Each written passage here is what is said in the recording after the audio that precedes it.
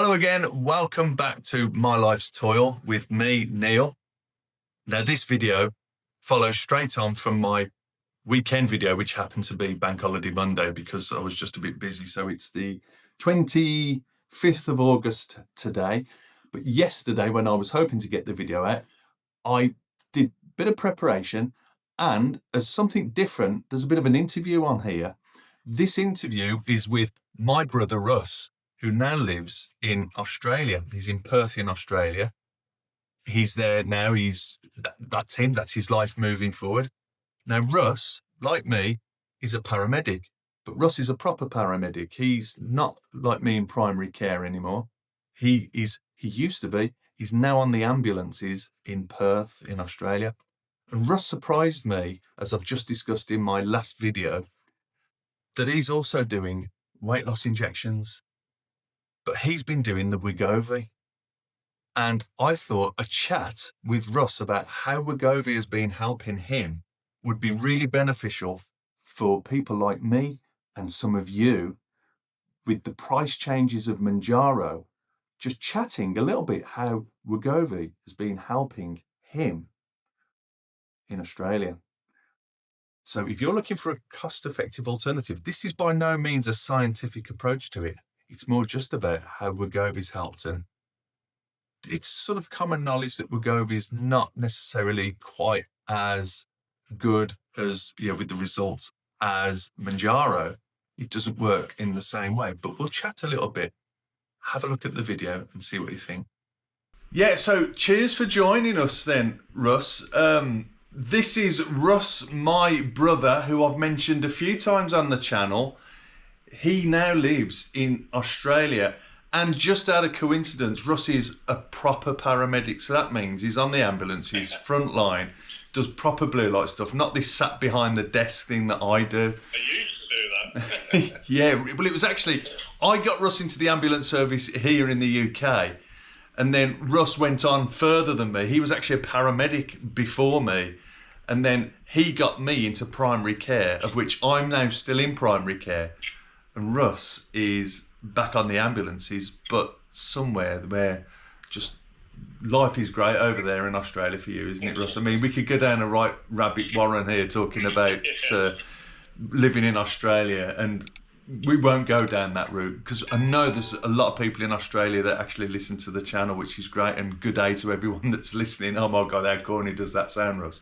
But Russ surprised me. We had a catch up the other week and he sort of dropped out that he's been taking Wegovy because I noticed he'd been looking well, and obviously Russ had commented to me, and we all know that I hate people saying, oh, you look well and all that type of thing. But Russ has lost a lot of weight because he's been on the Semaglutide, which is the Wegovy. So, and we were going to ask Russ, weren't we? You've already told me, but it's just about how's it work for you, and just generally, how do you find Wegovy, and what made you sort of do it? Yeah, so I decided to try it because I struggle with snacking, and I used to be quite active in the UK. I used to play football every week, and we used to do fairly regular walks and stuff like that. But I put quite a bit of weight on over the last 4 or 5 years, maybe longer, and it sort of creeps up. Other people might feel the same. You suddenly notice that you're getting heavier and heavier, and it affects your health. Shortness of breath when you do short walks or quick walks. And I noticed all that, and I thought, you know what, I need to lose some weight. And I had been starting to be a bit more active over here. I've got gym equipment set up and stuff like that, but it's the snacking, and I've heard off other people that it sort of cuts that out, it minimises it, helps you lose weight, so on and so forth. And my wife, Charlotte, actually went on it before me and lost a good bit of weight quite quickly. So I thought, well, I'll have a chat with my GP and see, if I can start it. And that's kind of how it went, really. So it was more seeing other people and their progress, and then a bit of a helping hand on top of what I was doing. And I could be more active. I think we all can, but at the same time, when you work in shifts and you got young kids, you're kind of limited on what you can do to fitness wise. So that's kind of how I went into it, through sort of the wife's progress, and then when I spoke to my doctor. So what was the story, Russ, about why Wegovy in particular? Did you have a discussion about if anything else was available? Yeah, so over here you've got Mounjaro and Wegovy. They tend to sort of favour Wegovy a little bit. I think it's if I remember rightly, the doctor said there's less sort of side effects with Wegovy potentially. Now I don't know how true that is. You might speak to one doctor and another, and they'll have different Yeah. opinions.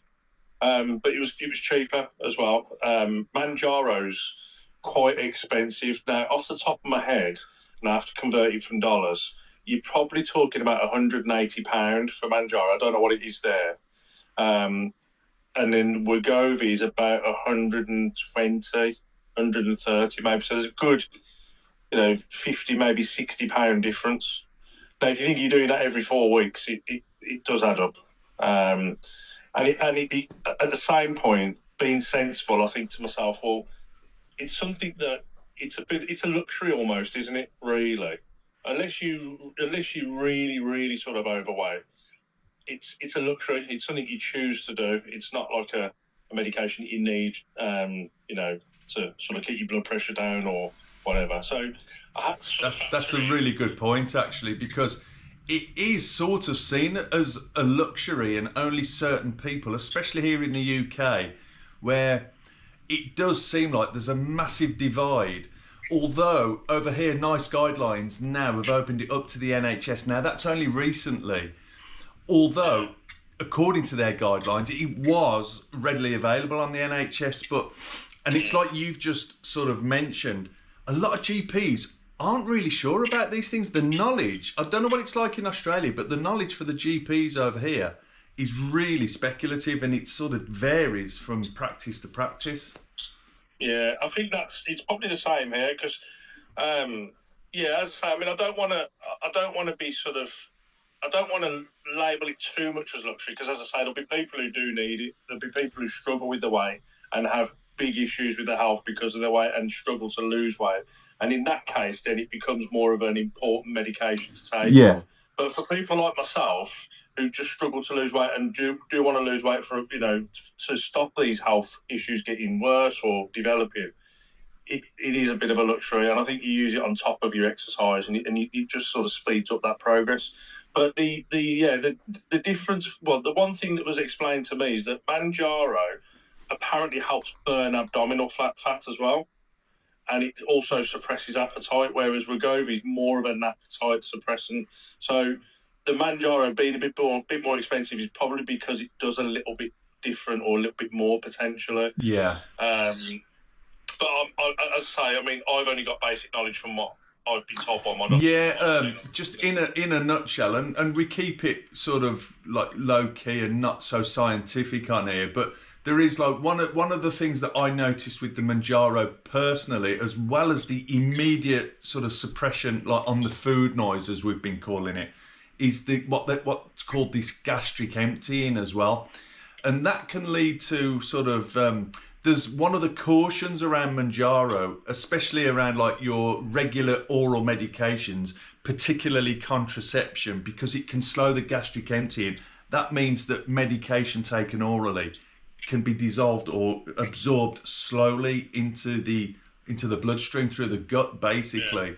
So that's how it works. Apparently, metabolism isn't actually slowed, but gastric emptying is. So you literally keep food in your stomach longer, and that can lead to all sorts of different side effects, which we talk about regularly on My Lifestyle, such as like sulfur burps, which is a horrendous one. I think that's one of the worst ones going, and it's just these like, it's basically like eggy farts out your mouth. It's not nice at all, and also it's a bit two-tiered because some people mention that they'll have epigastric problems, like your GERD type symptoms, whereas other people report that it stops that, and I get hit and miss with that. So that's one of the side effects that with Mounjaro that's noticeable.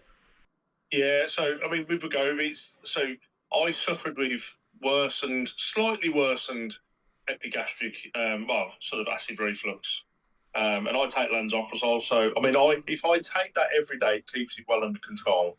If I miss it, I used to be able to miss a day and take it every other day. And now if I do that, I struggle. But I noticed that them symptoms were worse because because I went on the 2.5, I think, and then I'm on the 5 now, and I stopped for a little bit because I also had real bad nausea, and it was really bad if I was up early in the morning. So, for instance, if I was at work at 6:30 or 6 o'clock start, bearing in mind I've got to talk to patients, my nausea would be that bad. I'd be sipping drinks to keep the nausea down. That used to help try and manage the nausea. Did you get given anything for that? So I have done now, and I've got what they call ondansetron wafers, which is the same as, it's just a melt in your mouth tablet, but it's an anti-sickness, and it does work. It does work, to be fair. And I think I've also started to get used to the medication a bit because I'm not using them very often. I say more for sort of if I'm up really early, and I used to struggle with the mornings anyway. If I'm up really, really early, I don't really have an appetite, and I think it just made them sort of symptoms worse. What else? I've noticed recently that I've potentially had more constipation. Funny you should say that. I feel fuller, and then I feel like I need to go to the toilet, but I can't. And I'm usually the opposite, as you know.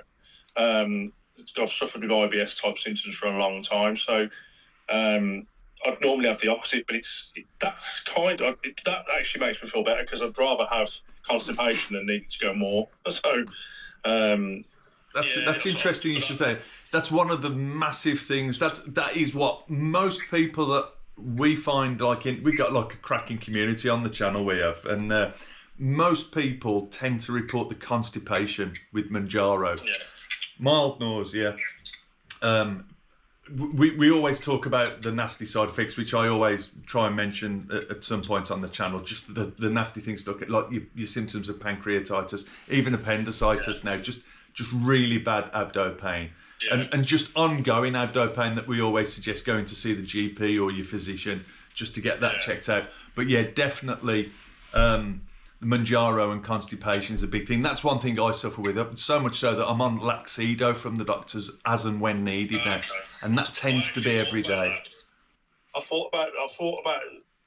was thinking the other day, because I hadn't been for a couple of days, which is just not like me, and I thought, if this carries on another day or so, I'll probably have to consider that. But then I'm scared of doing that because of my previous IBS symptoms, which was the opposite. Yes. To go more. So then I thought, well, if I do that, am I going to end up in a sticky situation, literally? So, I think at the moment I'm quite happy. I've just noticed it. I've just noticed the change more than anything. It's not been a problem. But I think just going back to what you said, if people are obviously having any sort of strange symptoms or, uncomfortableness, or it's not working, do what I did and go back to your doctor and say, look, these are the symptoms I'm getting. I went there with my nausea and decided to stay on the Wegovy, but try anti-sickness.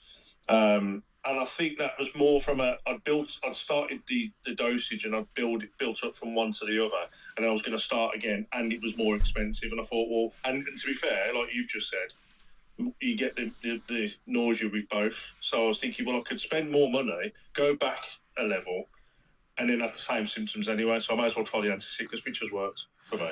I'll tell you what has really made me feel better about the potential changes to Wegovy. Now, we're talking about Wegovy over here like now because because everything's private over here. Most people, the only people that get it on the NHS really, it tends to be people with a BMI of over 40, although it's a lot, I can't remember, I think it's 30 or 35, the BMI. According to NICE guidelines, but practices and your PCNs are suggesting over 40 with the comorbidities like your high cholesterol, your high blood pressure, and those type of comorbidities and things like that. So not all, but most people tend to be buying it privately. How does that work in Australia or where you are exactly? Could you go out and buy it privately without the GP, or do you still have to have GP involvement?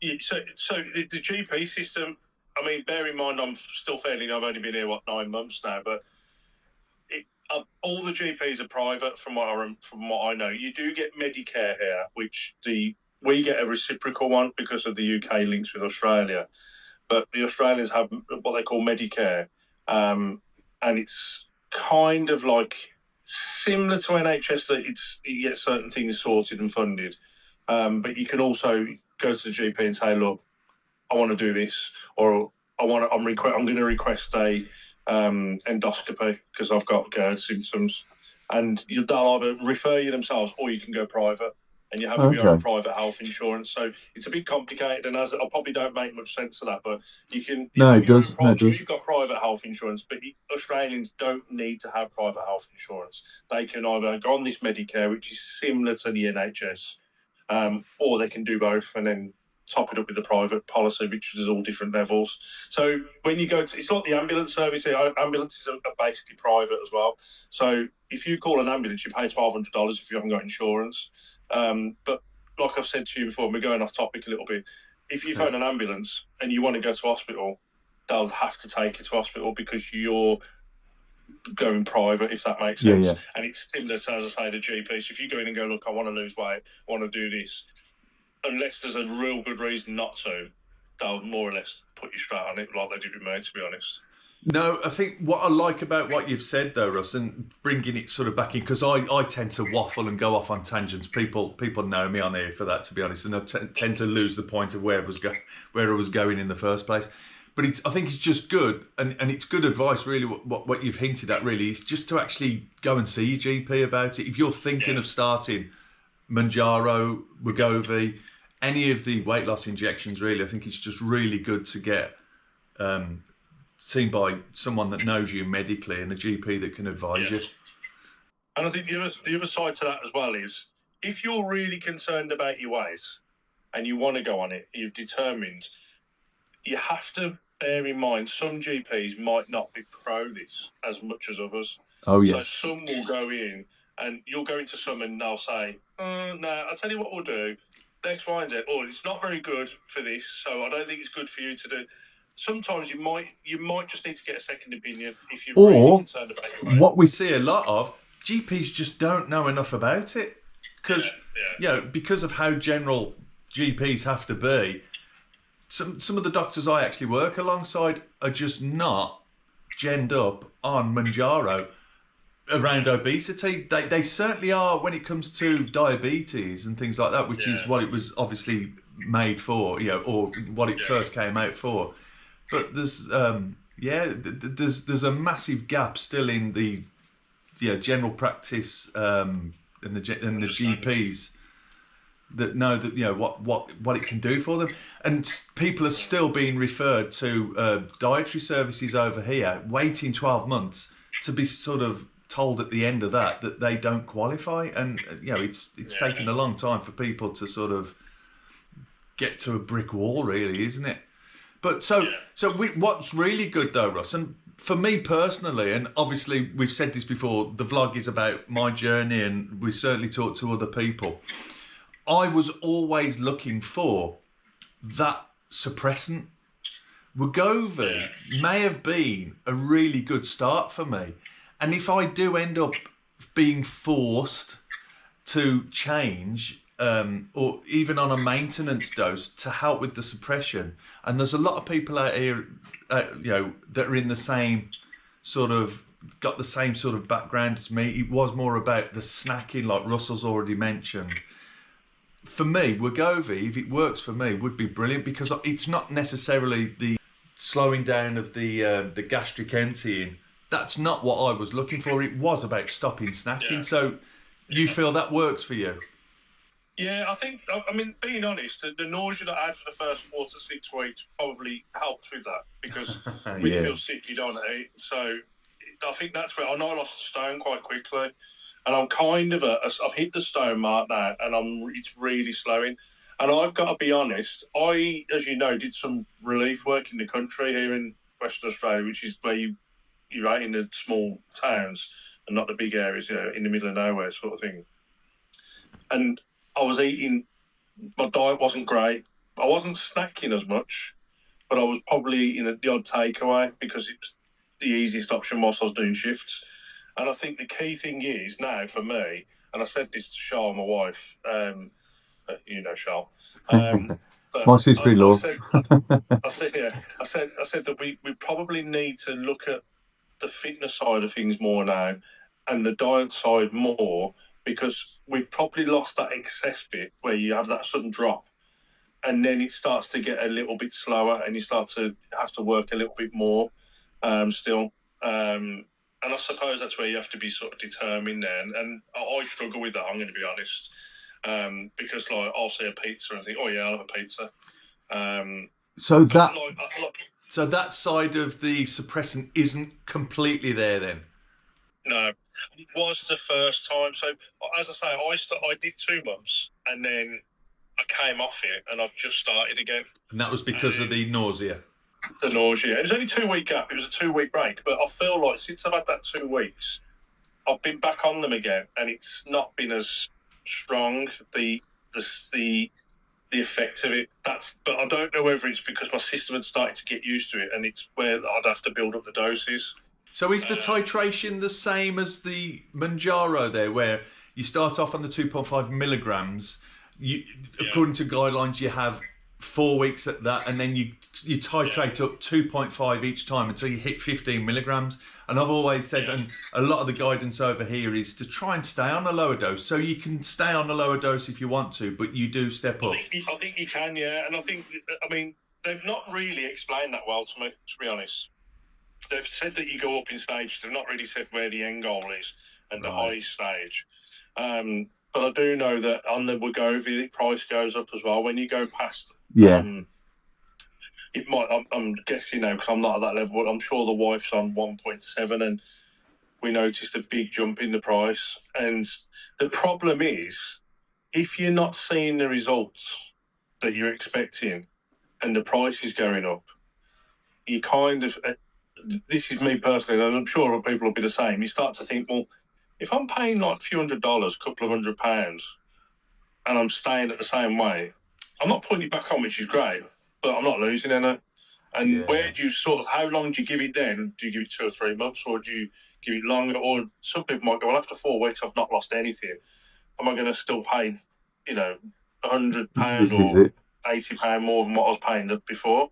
So but then I think that's where, like I say, where your diet and your exercise kicks in then. So you can't, and I've got to get my head around this, you can't just expect this injection to make you slim. The injection will help and it will drop you some weight, but then you have to maintain and do all the other stuff. So it gets you to sit somewhere where you really want to be, and then you can work on that and get further. But you can't just take the injection and be like, right, I'm going to go from 20 stone to 15 overnight. Yeah. Some people might drop a lot of weight, but yeah, I've lost a stone and it's really slowed down now. But I'd say it could be circumstances. So I need to I've just had my first dose this morning. I think it was this morning or late last night, of the 5 again, since starting back on it, if that makes sense. Yeah. So, we'll sort of waiting to see if it kicks in. Actually, no, I've had a couple, haven't I? I'm just talking to Charles. I've had a couple, and then I'm on the 5 again. This is what shifts does to your memory, isn't it? Yeah, and again with shift work as well. The other issue is just remembering to take it. You're into Friday because you're working Wednesday, Thursday, Friday, Saturday, and then the next week you're working different days. And also you get to one day and you go, I should have took it yesterday. Because you just don't know what day of the week it is. So I mean, I've sort of missed the day. I've took it a day late this time, but to be fair, that also spaces it out a little bit, and I think you don't get the side effects as bad when you space it out a couple of days, or you know what I mean. So you sit into your system a bit longer, then you're having another one instead of just having it every 7 days, and that might sometimes for some people be a bit too much for a new medication. Maybe I struggled though, and as I say, I was happy to sort of miss a day or. Yeah, especially if you're nausea is the worst, isn't it? Just feeling sick and that. It is when it's affecting your job, and it was. I was going into houses and I was feeling queasy and struggling to talk to people because of the nausea. And then I thought, that's why I had the break for 2 weeks. But as I say, with the ondansetron, it has helped. So that's a good plus sign. And that's what other people might have to do if they're struggling with the same symptoms. But like, just a disclaimer, everyone's different. So what we always say. Yeah. Yes, definitely. Now, I'll tell you what, Russ, that has been absolutely invaluable, really, because we got so many people talking about potentially going over to the Wegovy here, and that being, like one of the main options that people have got if they can't afford to carry on Mounjaro. So I'm hoping that has helped a lot of people. It's certainly helped me. It's a massive plus that is for me, because it gives us options, doesn't it? Now it does give us options as to somewhere else we can go. I think. I was 19 stone for the last 2 or 3 years now. 19 stone, and even if I went and played football once a week, I had a break from football, went back just before I moved to Australia for a good few months. I was still hovering around that weight because of my diet, really, and the snacking. And I'm down to about 17 stone 7, something like that, or whatever. I'm trying to think, because we're doing kilograms here, so it's all... Yeah, well, that's what we take. Well, I tend to try and cover all, so everyone understands what we're talking about, because stones is quite antiquated now, isn't it? So I lost a decent amount of weight, and my ideal weight would be to get, I think, for me, and I know, look, I'm going to say to everyone now, I don't like BMI. Because BMI, if you go by BMI, I should be about 14.5 stone, and I look ill when I'm 14.5 stone.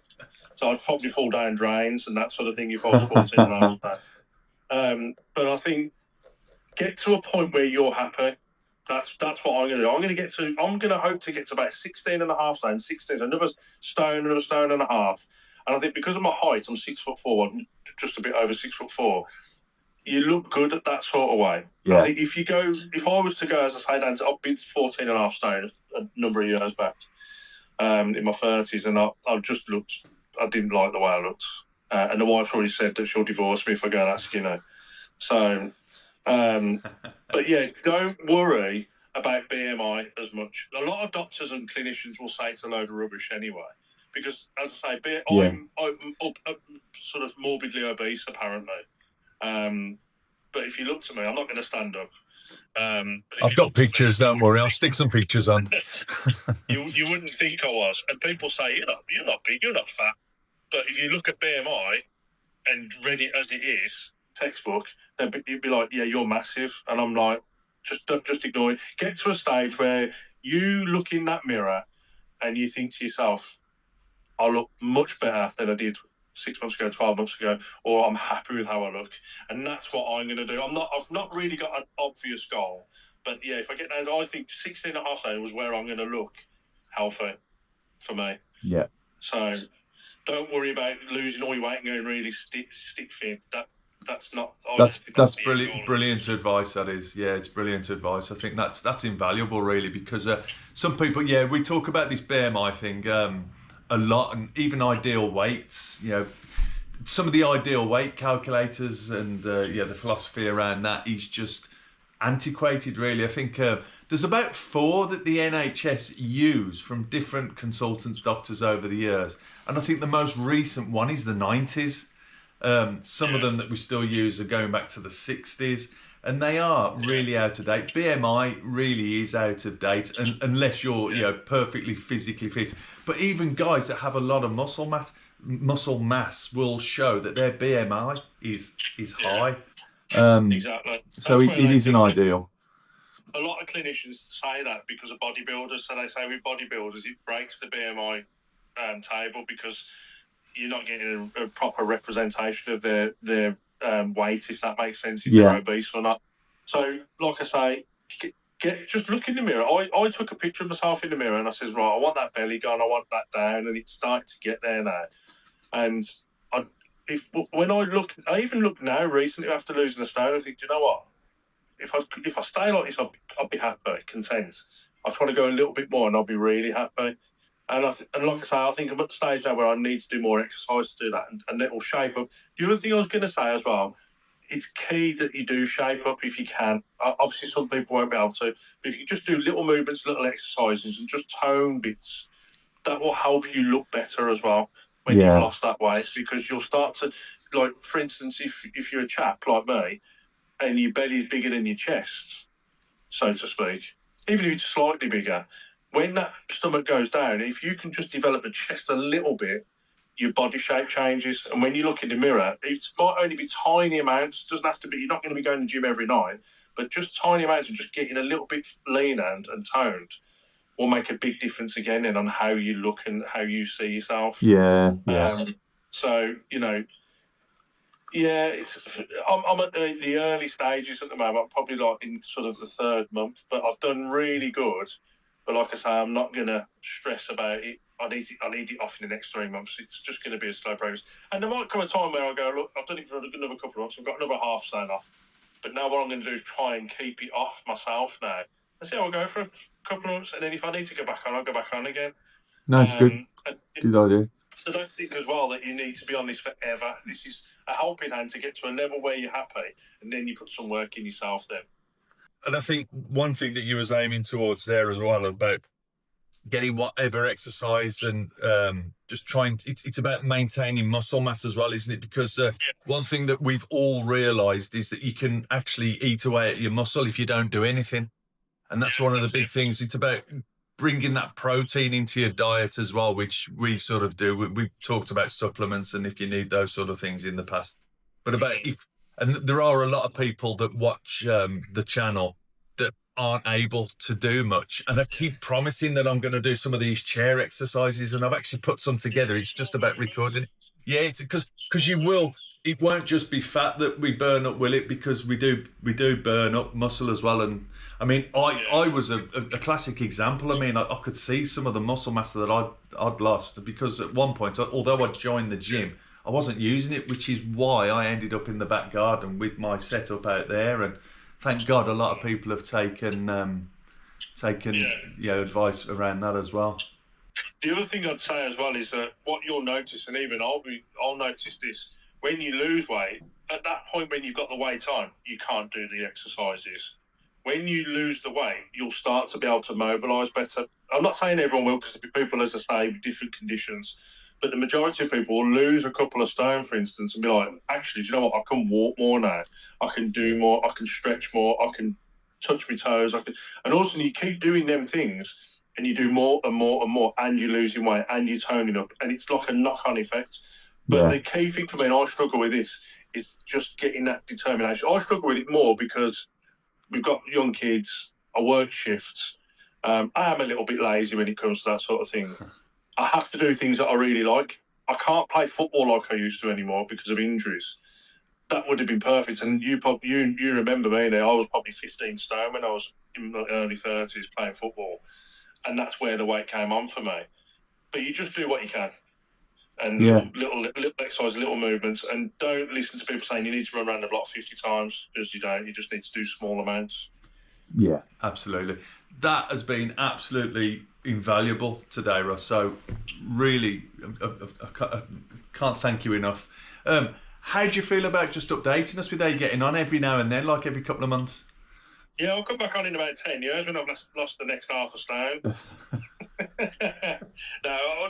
I'm happy to do that. I'd say I've just started back on the 5 milligrams now. So I was back on 2.5 recently, gone up to 5. So if I come back on in a few weeks, and when I finish this next batch, and then we'll update. But I haven't put any back on, which is good. But I hadn't lost any after the 2 weeks I'd break. And actually, saying that, hold on, let me get this right. I had a 2-week break. I've been on the 2.5s, and I did do a little bit more because I was nicking a bit of the wife's, because I think she put me on the wrong dosage the last 4 weeks.